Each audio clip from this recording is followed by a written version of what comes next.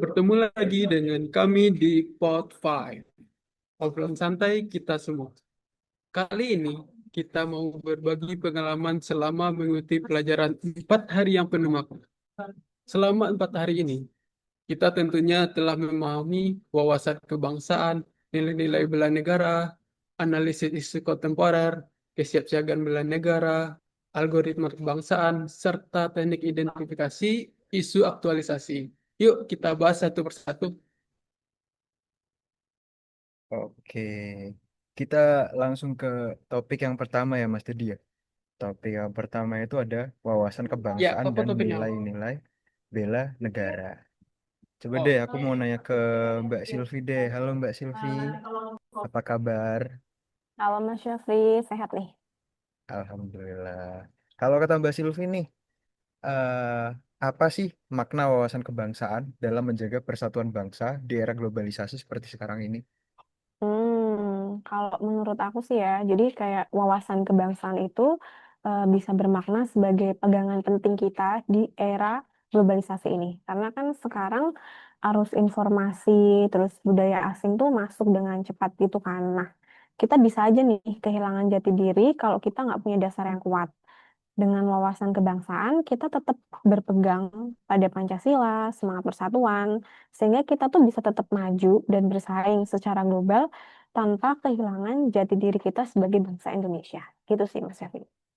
Oke, jadi penting banget ya wawasan kebangsaan ini bisa jadi pegangan ya di era globalisasi sekarang. Betul ya Benar. Mas Teddy ya? ya benar. Kalau kita berbicara bela negara ya, bagaimana sih cara menanamkan nilai-nilai bela negara itu dalam kehidupan sehari-hari, khususnya nih bagi generasi muda ASN. Menurut Mbak Ulan seperti apa sih?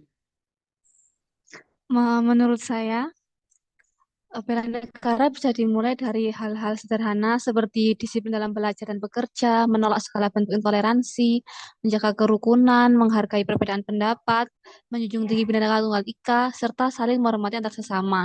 Kemudian di era digitalisasi seperti saat ini, generasi muda harus lebih bijak lagi dalam menggunakan sosial media, seperti tidak menelan mentah-mentah berita yang ada, tidak menyebarkan hoax, dan menjadikan media sosial sebagai sarana menyebarkan kebaikan, prestasi, dan informasi yang mencerahkan.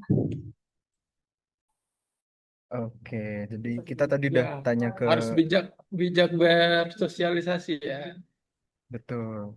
Tadi kita sudah tanya ke Mbak Silvi dan juga Mbak Ulan ya Mas Teddy ya, masalah wawasan bela Ya, negara ini. Intinya harus bisa penting banget karena sebagai pegangan dan bisa dimulai dari hal-hal yang kecil. Oke, kita lanjut ke topik yang selanjutnya. Itu ada analisis isu kontemporer nih. Ini juga kemarin sempat dibahas. Terus aku mau nanya nih ke Mbak Sarah. Halo Mbak Sarah, gimana sehat Mbak Sarah? Halo, iya saya alhamdulillah Mbak Syafri. Alhamdulillah sehat ya. Kita kan hidup di era informasi yang serba cepat ya Mbak Sarah ya. Nah, bagaimana sih kita bisa membedakan isu kontemporer yang benar-benar penting dengan isu yang hanya viral sesaat itu gimana Mbak Sarah? Oke, jadi di era digital yang serba cepat ini memang ngebedain antara isu yang penting dan juga isu viral itu memang menjadi sebuah tantangan besar ya. Dan menurutku itu ada tiga langkah utama yang bisa kita lakukan. Karena yang pertama itu kita bisa melihat sumber dan kredibilitas dari isu yang keluar. Di mana isu yang penting biasanya itu muncul dari sumber-sumber yang kredibel seperti media massa yang telah terverifikasi, kemudian juga lembaga riset dan narasumber ahli. Kemudian juga yang kedua itu ada kenali dampak dan relevansinya itu sendiri. Karena isu yang penting biasanya memiliki dampak yang jangka panjang dan juga relevan bagi banyak orang. Contohnya kayak isu lingkungan, isu perubahan kebijakan publik, ataupun perkembangan ekonomi yang sedang berkembang. Sedangkan untuk isu yang viral sesaat itu biasanya hanya sesaat dan tidak memiliki dampak luas. Selanjutnya juga kita harus mengkontrol emosi karena merupakan salah satu langkah yang dapat membedakan karena banyaknya isu viral ini menggunakan judul-judul yang dapat memancing emosi sejenak. Jadi kita bisa menanyakan pada diri sendiri apakah ini fakta atau hanya umpan emosi sesaat. Sedangkan isu penting biasanya membutuhkan pemikiran yang kritis, analitis yang tenang. Sehingga dengan penerapan ketiga langkah tersebut, kita bisa lebih bijak dalam menyaring informasi dan juga fokus pada hal-hal yang benar-benar mempengaruhi kehidupan kita. Seperti itu, Mas Syafiq. Oke, jadi kalau kata Mbak Sarah ini ada 3 tips ya, supaya kita bisa tahu isu mana yang penting dan juga yang viral sesaat. Isu seperti hoax dan politik identitas ini sering muncul ya belakangan ini. Apa sih dampak terhadap ketahanan nasional kita? Boleh Mbak Salsa yang menanggapi?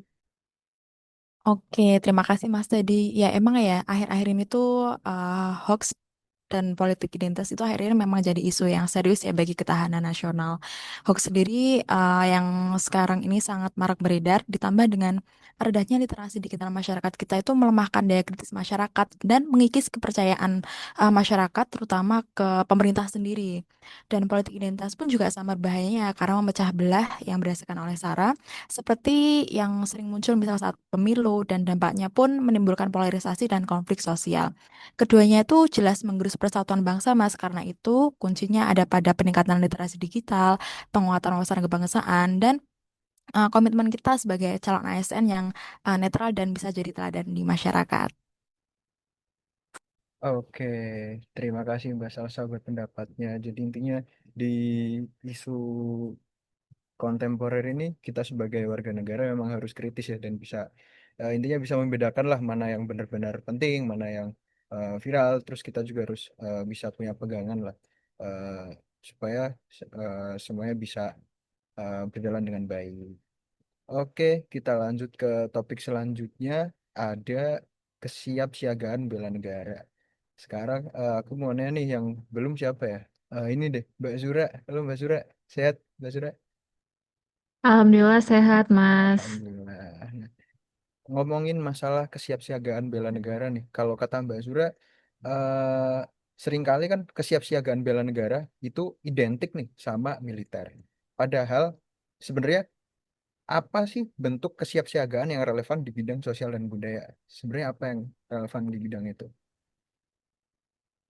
Oke, kalau di bidang sosial dan budaya, kesiapsiagaan bela negara bisa ditunjukkan dengan menumbuhkan sikap saling toleransi antar warga, terus menghidupkan semangat gotong royong, menjaga serta melestarikan budaya lokal, serta bersikap bijak dalam menggunakan media sosial. Nah, semua itu merupakan bentuk kesiapsiagaan non-militer yang sangat relevan di era sekarang. Karena melalui sikap tersebut, kita dapat memperkuat persatuan, mencegah konflik akibat perbedaan, serta melindungi jati diri bangsa dari pengaruh negatif di era globalisasi ini. Itu Mas Syarif. Mas Syafri. Salah. Oke, terima kasih Mbak Sura. Jadi sebenarnya kesiapsiagaan bela negara itu nggak cuma masalah militer ya, tapi dalam sosial budaya juga ada. Nah, saya mau nanya ke Mbak Silvi nih. Kalau melihat peran anak muda sekarang, menurut Mbak Silvi, bagaimana kontribusi pemuda dalam meningkatkan kesiapsiagaan bela negara di lingkungannya? Oke, jadi aku kalau melihat teman-teman generasi muda ini punya peran besar ya dalam kesiapsiagaan bela negara. Generasi muda ini bisa memanfaatkan media sosial buat menyebarkan kesadaran, ikut kegiatan sosial, atau juga gerakan positif di lingkungan sekitarnya. Terus dengan kreativitas dan energi generasi muda ini juga bisa bikin lingkungan lebih tanggap terhadap tantangan bangsa sekaligus tetap menanamkan nilai-nilai kebangsaan secara modern dan relevan gitu sih Mas Teddy. Iya, zaman sekarang udah serba internet ya, Mbak. Harus modern lagi untuk anak mudanya ya.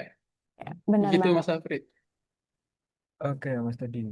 Kita lanjut ke topik selanjutnya ya.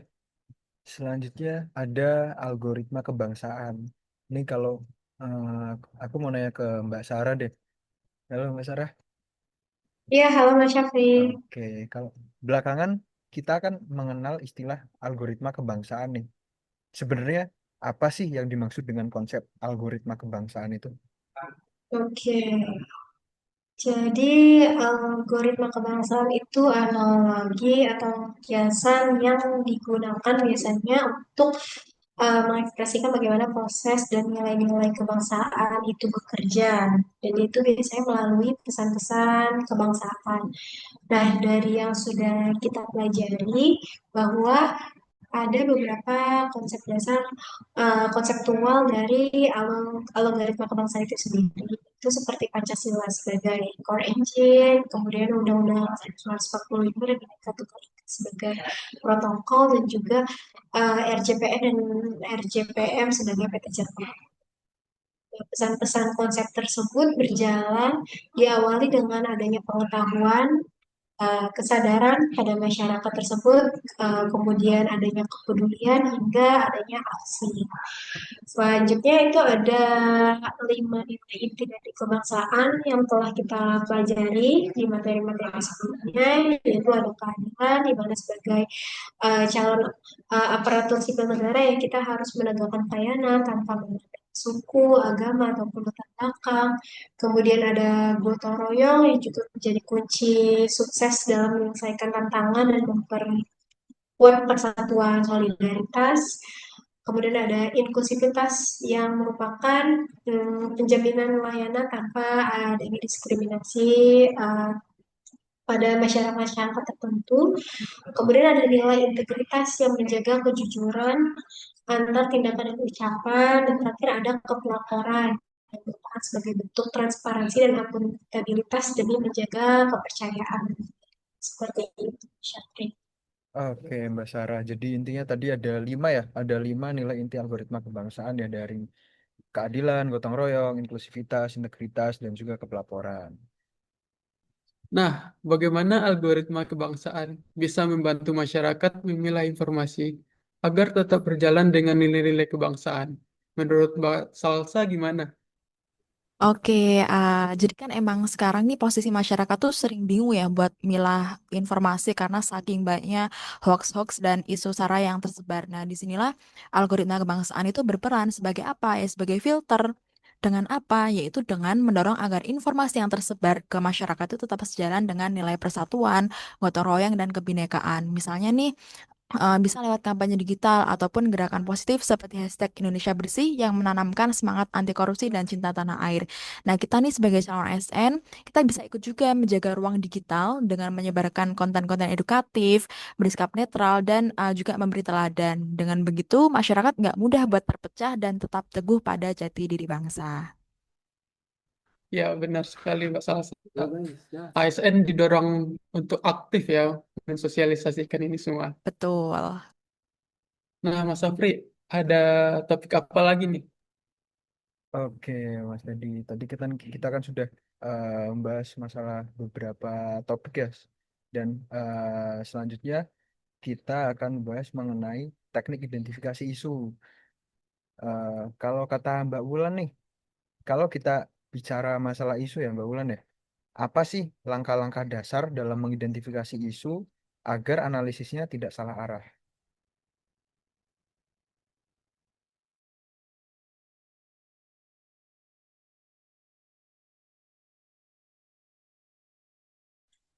Kalau kita bicara soal isu, tadi langkah-langkahnya hampir sama seperti yang dikatakan Mbak Sarah. Langkah pertama yaitu memastikan sumber data yang kita gunakan. Jadi kalau bisa itu datanya itu dari sumber yang kredibel, dari lembaga resmi ataupun media yang sudah terverifikasi. Lalu langkah kedua ada analisis dampak. Kita perlu bertanya apakah isu tersebut berpengaruh secara nyata terhadap masyarakat, terhadap kebijakan, atau terhadap stabilitas sosial. Analisis ini membantu kita memilah isu yang benar-benar substansial dengan isu yang hanya bersifat di permukaan. Lalu langkah ketiga yaitu menilai urgensi dari isu tersebut. Jadi tidak semua isu itu harus langsung ditindaklanjuti. Ada isu yang penting tapi tidak mendesak. Ada juga yang memang harus segera ditangani karena jika dibiarkan bisa menimbulkan kerugian yang besar. Dengan menilai urgensi dari isu tersebut, kita bisa menentukan prioritas untuk bertindak. Jadi menurut saya identifikasi itu seperti menyaring informasi agar kita tidak salah arah. Kalau kita selalu menerima isu tanpa tahapan tersebut, kita mudah terbawa oleh arus isu viral yang belum tentu bermanfaat, bahkan bisa menyesatkan. Tapi dengan 3 langkah tadi, cek sumber kredibel, analisis dampak, dan nilai urgensi, kita bisa lebih jernih dalam memahami isu yang muncul.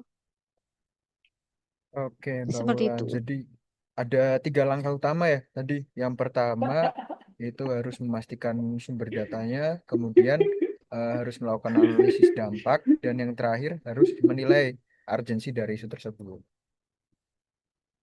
Nah, setelah disampaikan oleh Mbak Ulan, menurut Mbak Sura nih, bagaimana cara membedakan antara isu nyata yang benar-benar mengancam dengan isu yang hanya opini publik semata? Oke, Mas Teddy, ya sebenarnya sama ya, hampir mirip jawabannya sama Mbak Wulan. Jadi untuk membedakan isu nyata dengan opini publik itu bisa dilakukan melalui verifikasi sumber beritanya gitu dan analisis dampaknya. Isu nyata umumnya memiliki dasar data yang valid ya, dapat diverifikasi dan sumbernya kredibel dan menimbulkan konsekuensi langsung terhadap masyarakat atau negara. Sementara kalau untuk isu yang cuma opini publik aja, biasanya lebih didominasi oleh persepsi, belum didukung bukti yang kuat, dan tidak selalu menimbulkan dampak yang nyata. Nah, kalau kita sambungin sama materi pembelajaran dengan Bu Leli hari ini, terkait APKL dan USG, kita bisa aplikasikan dengan metode mencari isu yang nyata itu dengan metode APKL USG, yaitu aktual, problematika, kehalayakan dan layak. Kalau USG, urgency, seriousness, dan growth ya. Sehingga kita bisa melihat siapa sih pihak-pihak yang terlibat, masalah inti yang sebenarnya, serta konsekuensi yang dapat ditimbulkan. Kalau dengan menggunakan USG ya, atau USG, kita dapat melihat isu yang dapat kita prioritaskan berdasarkan tingkat urgensinya, seberapa serius sih dampak yang akan ditimbulkan, dan potensi perkembangannya. Dengan pendekatan APKL dan USG ini, kita bisa menilai apakah suatu isu benar-benar ancaman nyata atau sekadar opini publik yang berkembang gitu.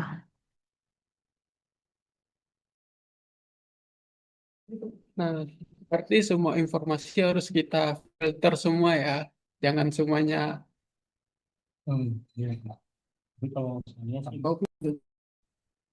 Iya, oke. Jadi teman-teman, kita tadi sudah membahas masalah kelima topik ya. Kelima topik mulai dari wawasan kebangsaan dan nilai-nilai bela negara, analisis isu kontemporer, kesiapsiagaan bela negara, algoritma kebangsaan, dan teknik identifikasi itu. Teknik identifikasi isu. Nah, dari obrolan hari ini kita dapat belajar bahwa wawasan kebangsaan dan nilai-nilai bela negara adalah fondasi utama dalam menjaga persatuan di tengah keberagaman.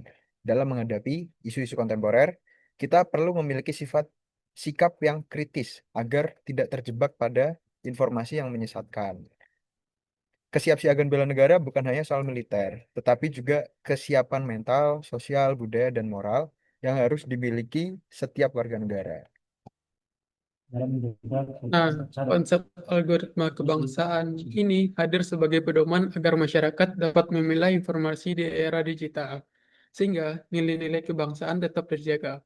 Sementara itu, melalui teknik identifikasi isu, kita diajak untuk mampu mengenali masalah sejak dini, membedakan mana yang benar-benar penting dan mana yang sekedar opini publik. Dengan memadukan kelima aspek ini, setiap warga negara dapat berperan aktif menjadi bagian dari solusi, menjaga persatuan, dan memperkuat ketahanan bangsa di tengah tantangan zaman. Bela negara itu bukan soal keberanian kita untuk menjaga persatuan. Selama kita punya wawasan kebangsaan, setiap menghadapi isu, dan gak goyah sama perubahan, Indonesia bakal terus melaju bareng kita semua. Sampai jumpa di top 5 selanjutnya. Dadah! Dadah.